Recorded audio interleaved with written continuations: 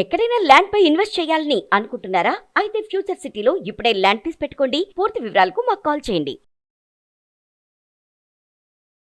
మీ mutual fund portfolio review చేయించుకోవాలన్నా, ఉన్న ఫండ్స్‌లోని ఏ ఫండ్స్‌ని invest చేసుకోవాలి, వేటి నుంచి ఎగ్జిట్ అవ్వాలని తెలుసుకోవాలన్నా, లేకపోతే మీ గోల్ ప్రకారంగా కొత్త ఫండ్స్‌ని చేసుకోవాలన్నా, మ్యూచువల్ ఫండ్ ఇన్వెస్ట్‌మెంట్స్ రిలేటెడ్‌గా ఎలాంటి డౌట్స్ కానీ, క్వెషన్స్ కానీ ఏమైనా ఉంటే కింద స్క్రోల్ అవుతున్న నంబర్‌కి కాల్ చేసి అపాయింట్మెంట్ బుక్ చేసుకోండి. Hi viewers, India's largest digital media network Suman టీవీకి స్వాగతం. ప్రస్తుతం మనతో ఉన్నారు చార్టర్డ్ వెల్త్ మేనేజర్ రమా రాజేష్. నమస్తే రమా. నమస్తే. సో రమా, లాస్ట్ 5 ఇయర్స్ నుంచి చూస్తే మ్యూచువల్ ఫండ్స్ లో వర్స్ట్ పర్ఫార్మ్ ఫండ్స్ ఏమున్నాయి? ఒకవేళ వాటిల్లో ఇన్వెస్ట్ చేసిన వాళ్ళు ఉంటే మాత్రం వాళ్ళ పరిస్థితి ఎలా ఉంటుంది? వాళ్ళు ఎలా ఎగ్జిట్ అవ్వాలి? యాక్చువల్లీ చూసుకుంటే రాదా, లాస్ట్ 5 ఇయర్స్ అంటే ఈ ఇయర్ 2024 సెప్టెంబర్ నుంచి వదిలేస్తే అంతకు ముందు మ్యూచువల్ ఫండ్స్ అన్నవి బుల్ రన్‌లోనే ఉన్నాయి. అంటే చాలా ఎక్కువగానే గ్రో అయ్యాయి. బట్ అలాంటి వాటిలో కూడా కంపేర్ చేసుకుంటే వర్స్ట్ ఫండ్స్ కొన్ని ఉన్నాయన్నమాట. సో ఈ ఫండ్స్ గురించి ఇన్ డీటెయిల్‌గా తెలుసుకుందాము నువ్వు అన్నట్టు. And at the same time ఇందులో ఇన్వెస్ట్ చేసిన వాళ్ళు నెక్స్ట్ ఏం చేసుకోవాలని కూడా క్లారిటీగా అర్థం చేసుకుంటాము. సో మోస్ట్ ఇంపార్టెంట్ ఏంటి అంటే మ్యూచువల్ ఫండ్స్ లో కూడా ఎప్పుడు కూడా మనం గోల్ బేస్డ్ మ్యూచువల్ అంటే ఇన్వెస్ట్మెంట్స్ చేయాలి. ఏదైనా ఒక ఫండ్ సెలెక్ట్ చేసుకునేటప్పుడు మీ గోల్ కి అలైన్ అయిన టైంలో, అంటే ఇప్పుడు నేను 10 ఇయర్స్ కోసం ఇన్వెస్ట్ చేసుకుంటే దానికి సంబంధించినట్టుగానే నా ఫండ్ సెలెక్షన్ ఉండాలి. కానీ చాలా మంది అలా చేసుకోరు. ఇది బాగుంది, ఇది ట్రెండింగ్ ఉంది, లేదా ఇది ఎక్కువ రిటర్న్స్ వచ్చిందని చాలా రీల్స్ లోని వీటిలోని వాటిలో చెప్పడం చూసి వాటిలో ఇన్వెస్ట్ చేసేస్తూ ఉంటారు. సో దాన్ని ప్రాబ్లమ్స్ ఎలా వస్తాయంటే మనం 5 ఇయర్స్ అయినా కూడా మనకి అది గ్రోత్ కనిపించదు. సో అలాంటి వాటి గురించి తెలుసుకుంటే, ఒకవేళ అలాంటి ఫండ్స్ లో ఎవరైనా ఇన్వెస్ట్ చేసి ఉన్నా కూడా వాళ్ళు ఎగ్జిట్ అవ్వడానికి ప్లాన్ చేసుకుంటారు. కాబట్టి నేను ఈ వర్స్ట్ పర్ఫార్మింగ్ ఫండ్స్ గురించి ఈ వీడియోలో చెప్పాలనుకుంటున్నా. అందులో మోస్ట్ ఇంపార్టెంట్ ఏంటి అంటే లాస్ట్ 5 ఇయర్స్ లో కనుక కంటిన్యూస్ గా ఇన్వెస్ట్ చేసి ఉంటే, అంటే నేను అక్టోబర్ 15, 2020 నుంచి తీసుకున్న డేటా. సో అక్కడి నుంచి ఇప్పటి వరకు చూసుకుంటే మనకి నెగటివ్ రిటర్న్స్ లేవు. అప్పుడు కనుక అక్టోబర్ 2020 నుంచి ఎవరైనా ఇన్వెస్ట్ చేసి ఉంటే 2025 ఈ అక్టోబర్ 2025కి నెగటివ్ రిటర్న్స్ అయితే లేవు. ఈ 5 ఇయర్స్లో కూడా పాజిటివ్లోనే ఉంటారు ఆ టైంలో ఎవరైనా ఇన్వెస్ట్ చేసి ఉంటే. So this is also one thing. అంటే అడుగుతుంటారు కదా, మ్యూచువల్ ఫండ్స్ సేఫ్టీయా కాదా, మా డబ్బులు మా క్యాపిటల్స్ పోతాయా అన్నట్టుగాను. సో మోర్ దెన్ 5 ఇయర్స్ కనుక మనం ఉండగలిగితే chances are very high that మన క్యాపిటల్కి ఎలాంటి రిస్క్ ఉండకుండా ఉండేది. So but at the same time మనం ఎక్స్పెక్ట్ చేసే రిటర్న్స్ వస్తాయా అంటే అది మనం చెక్ చేసుకోవాలి. మనం చూస్ చేసుకునే ఫండ్స్ బట్టి ఉంటాయి. ఆ ఫండ్ సెలెక్షన్ అన్నది మన గోల్ అలైన్మెంట్ ప్రకారంగా చేసుకోవాలి. సో లీస్ట్గా మనకు వచ్చిన return 1.75% per annum.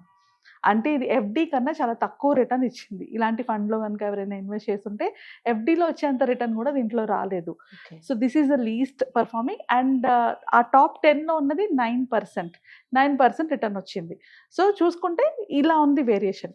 But mostly ఈ ఫండ్స్ అన్నీ కూడా థీమాటిక్ ఆర్ సెక్టోరియల్ ఫండ్స్లోనే ఎక్కువ ఉన్నాయి.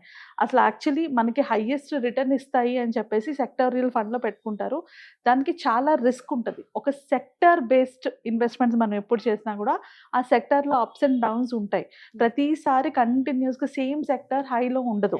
ఒక సెక్టర్ ఒకసారి హైలో ఉంటుంది, నెక్స్ట్ ఇంకొక సెక్టర్ హైలోకి వస్తుంది. సో దాంట్లో ఆ టైమింగ్లో అది రిటర్న్స్ ఎక్కువ వచ్చినా కూడా తర్వాత ఇన్ ద లాంగ్ ప్రాసెస్లోని ఆ రిటర్న్స్ మనకి తగ్గిపోతూ ఉంటాయి. సో కంపల్సరీగా సెక్టర్ బేస్డ్ ఇన్వెస్టింగ్ అయితే ఎనీ అడ్వైజర్ అడ్వైజ్ చేయరు అంటిల్ అన్లెస్ వాళ్ళకి ఇన్వెస్ట్ చేసే వాళ్ళకి ఒక క్లారిటీ ఉండి అది ఎక్సెసివ్ అమౌంట్ అయితే, అంటే నాకు కావాల్సిన గోల్స్ అన్నిటికీ నేను ప్లాన్ చేసుకున్నాను, ఇంకా వెల్త్ బిల్డింగ్ చేయాలనుకుంటున్నాను, కొంచెం స్పెక్యులేట్ చేయాలనుకుంటున్నాను అన్న వాళ్ళ కోసం మాత్రమే మేము అలాంటి ఫండ్స్ని సజెస్ట్ చేస్తాం. బట్ 99% చేయము. బట్ లాస్ట్ 5 ఇయర్స్లో కూడా చాలా మంది ఎక్కువ ఇన్వెస్ట్ చేసింది ఈ థీమాటిక్ ఫండ్స్లోనే. సో అలా తెలియకుండా ఎవరైనా ఇలాంటి ఫండ్స్లో కనుక ఇన్వెస్ట్ చేసిండి అవి కనుక పర్ఫామ్ చేయకపోతే ఇట్ ఈస్ టైం మనము ఎగ్జిట్ అవ్వచ్చు కొన్ని ఫండ్స్లోంచి అయితే.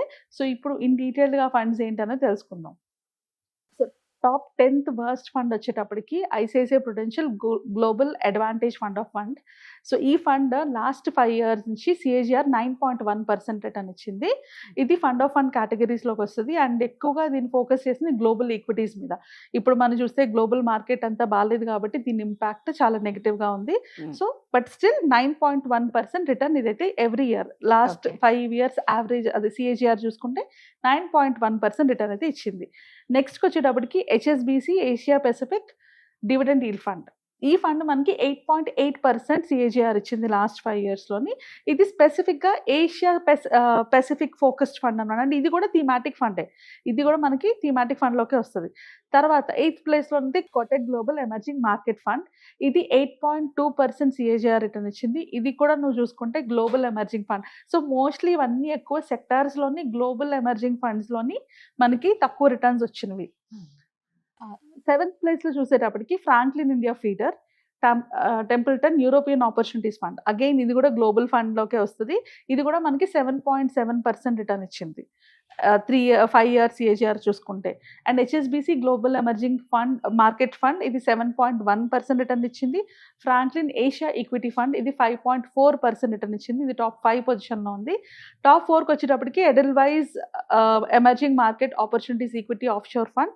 ఇది మనకి 4.7% సిఏజిఆర్ ఇచ్చింది. చూసుకుంటే ప్రతి ఫండ్ కూడా మనకి thematic based sectorial fund and mostly ఇవన్నీ కూడా ఓవర్‌సీస్ అంటే గ్లోబల్ మార్కెట్స్‌లో ఇన్వెస్ట్ చేసిన వాళ్ళకే ఎక్కువ లాసెస్‌లో ఉన్నాయి. సో నెక్స్ట్‌కి వచ్చేటప్పటికి టాప్ 3 వర్స్ట్ ఫండ్స్‌కి వచ్చేటప్పటికి టాప్ 3లో ఉన్నది PGIM India emerging markets equity fund. This is the only one. Again ఇది కూడా లాంగ్ టర్మ్‌లో అప్రిషియేట్ అవుతది. But not in short term. Short టర్మ్‌లో Okay. అయితే దానికి ఎక్కువ రిటర్న్స్ లేవు. సో ఈ బేసికలీ ఇప్పుడు మనం చెప్పుకుంటున్న ఈ ఫండ్స్ అన్నీ కూడా మోర్ దాన్ 10 ఇయర్స్ ఉంటే అప్రిషియేషన్ చూడొచ్చు. బట్ ఇంత రిస్క్ తీసుకొని ఇలాంటి ఫండ్స్‌లో అంత లాంగ్ ఇన్వెస్ట్ చేసి ఒకవేళ దాని నుంచి రిటర్న్స్ రాకపోతే ఇది అవ్వడం కన్నా there are better funds. So అందుకు ఈ ఫండ్స్‌లో ఉన్న వాళ్ళు ఎగ్జిట్ చేయొచ్చు అని చెప్తున్నది. And next PGIM India emerging markets equity fund. ఇది మనకి 4.2% మాత్రమే రిటర్న్స్ ఇచ్చింది. సిఏజిఆర్ 5 ఇయర్ సిఏజిఆర్ చూసుకుంటే. అండ్ సెకండ్‌కి వచ్చేటప్పటికి టాప్ 2 వర్స్ట్ ఫండ్‌కి వచ్చేటప్పటికి హెచ్ఎస్బీసీ బ్రెజిల్ ఫండ్. ఇది 3.5 సిఏజిఆర్ మాత్రమే ఇచ్చింది. అండ్ టాప్ 1కి వచ్చేటప్పటికి Edelweiss greater China equity offshore fund. ఇది జస్ట్ 1.7% సిఏజిఆర్ మాత్రమే ఇచ్చింది. సో ఈ ఫండ్ కేటగిరీస్‌లో మనం చూసుకుంటే మనం టాప్ 10లో ఉన్నవన్నీ కూడా సెక్టోరియల్ ఫండ్సే. ఇవన్నీ కూడా మనకి మంచి రిటర్న్స్ ఇవ్వలేదు. అండ్ మోస్ట్‌లీ మనకి నెగెటివ్ రిటర్న్స్ ఇచ్చినవి అంటే ఇంత తక్కువ రిటర్న్స్ ఇచ్చినవన్నీ కూడా ఆఫ్‌షోర్ అంటే గ్లోబల్ మార్కెట్‌ని ఇన్‌ఫ్లుయెన్స్ చేసినవే. సో ఎవరైనా ఇలాంటి ఫండ్స్‌లో గనుక ఇన్వెస్ట్ చేసి ఉంటే గనుక ఒక అడ్వైజర్ దగ్గర కనెక్ట్ అయ్యి ఫ్యూచర్ Yes. వాటి అవుట్ స్కోప్ ఎలా ఉంటుందని చూసుకొని దాన్ని బట్టి ఎగ్జిట్ అవ్వండి. అన్ని వర్స్ట్ కాదు. కొన్ని ఫండ్స్ బానే ఉన్నాయి వీటిలోని. మన గోల్‌కి అలైన్ అయిందా లేదా? అంటే ఇప్పుడు ఎగ్జిట్ అవ్వాలా వద్దా అని ఎవరైనా అడిగితే it's better to check with your goal. అంటే మీ గోల్ ఏంటి? నాకు ఒక 10 ఇయర్ గోల్ ఉంది. 10 ఇయర్ గోల్‌కి ఈ పర్టిక్యులర్ ఫండ్ నాకు హెల్ప్ అవుతుందా లేదా? అవ్వలేదు అంటే దెన్ ఎగ్జిట్ అవ్వాలి. ఓకే. సో ఇలాంటి అనాలిసిస్ మీకు వచ్చి మీరు చేసుకోగలిగితే వెళ్ళండి. లేదంటే ఒక అడ్వైజర్ దగ్గర మంచి కనెక్ట్ advice. అయితే గనుక they will guide you. Yes. So basically point ఏంటి అంటే 5 ఇయర్స్ సిఏజిఆర్‌లోని చాలా బెస్ట్ రిటర్న్స్ ఇచ్చిన ఫండ్స్ చాలా ఉన్నాయి. అట్ లోవర్ రిస్క్ అంటే ఇంత హై రిస్క్ కాకుండా లోవర్ రిస్క్‌లో వచ్చేవి ఉన్నాయి. సో అలాంటి వాటిని చూస్ చేసుకోవచ్చు. సో తెలియకుండా ఇలాంటి థీమాటిక్ అండ్ సెక్టోరియల్ ఫండ్స్‌లో ఇన్వెస్ట్ చేసి లాస్ అవుతున్నారు చాలా మంది. సో దట్ ఈస్ వై ఇదొక చిన్న అవేర్‌నెస్ సెషన్ అంటే Yes. వీడియో లాగా చెప్పాలనుకున్నాం. నిజంగా రమ చెప్పినట్లు ప్రతి ఒక్కరికి ఒక మంచి అడ్వైజర్ ఉండడం చాలా బెటర్. ఎందుకంటే అందరికీ అన్నీ తెలుసు అని అనుకోవడం, ఒక్కసారి ఎంట్రీ అయిన తర్వాత ఎగ్జిట్ అవ్వడం చాలా కష్టం. అది చాలా ఇంపార్టెంట్. ఇప్పుడు నువ్వు చెప్తున్నావు. ఒకవేళ 10 ఇయర్స్ వరకు పేషెన్స్ ఉంటే అంటే మాకు అవసరం లేదు అనుకున్న వాళ్ళకైతే ప్రాబ్లమ్ ఉండదు. అంతే కదా? ప్రాబ్లమ్ ఉండదు. But Hmm. ఇంతకన్నా బెటర్ రిటర్న్స్ ఇంకా తక్కువ రిస్క్‌లో ఇచ్చేవి Okay. ఉన్నాయి కాబట్టి Yes. చూస్ చేసుకోవచ్చు. అంటే ఇప్పుడు Hmm. వాళ్ళ పోర్ట్‌ఫోలియోలోని మిగతా ఫండ్స్ అన్నీ ఓకే. ఇది ఒకటే సెక్టోరియల్ ఫండ్‌లో ఉందనుకో. Then it is still fine. Okay. అది కంటిన్యూ అవ్వచ్చు. అది వాళ్ళ పోర్ట్‌ఫోలియో మనం వెరిఫై Yes. చేసినప్పుడు వాళ్ళ గోల్స్‌తో అలైన్ చేసుకున్నప్పుడు డిసైడ్ చేసుకోవచ్చు. బట్ కొన్ని ఫండ్స్ ఆర్ అబ్సల్యూట్‌లీ వేస్ట్ అవి. కొన్ని ఫండ్స్‌లో ఇన్వెస్ట్ చేయడం Hmm. కరెక్ట్ అంటే దానివల్ల అదే, యూజ్ కూడా use లేదు. ఉండదు. అన్ని ఇయర్స్ వెయిట్ చేయడం వల్ల యూజ్ లేదు. ఆల్రెడీ 5 ఇయర్స్ ఓన్లీ 1.7% రిటర్న్ ఇచ్చిన ఫండ్స్ అవి. ఇంకొక 5 ఇయర్స్ వెయిట్ చేసినంత మాత్రాన ఎంత పెరిగినా కూడా మీకు ఆన్ అన్ యావరేజ్ Ah. చూసుకుంటే తగ్గిపోతుంది కదా! Yes. అందుకు బెటర్ ఏంటి అంటే కొన్ని ఫండ్స్ అయితే ఎగ్జిట్ అవ్వడం బెటర్. Hmm. బట్ అందులో ఈ టాప్ వర్స్ట్ ఫండ్స్‌లో కూడా కొన్ని బాగానే ఉన్నాయి. అది మీ పోర్ట్‌ఫోలియోతో మేనేజ్ చేసి Yes. అంటే చెక్ చేయాలి. ఆ పోర్ట్‌ఫోలియోలోని ఆ మిగిలిన ఫండ్స్‌కి దీనికి ఏమైనా చెక్ చేసుకొని దాన్ని బట్టి ఎగ్జిట్ అవ్వాలి. Super, Rama. Thank you. Thank you.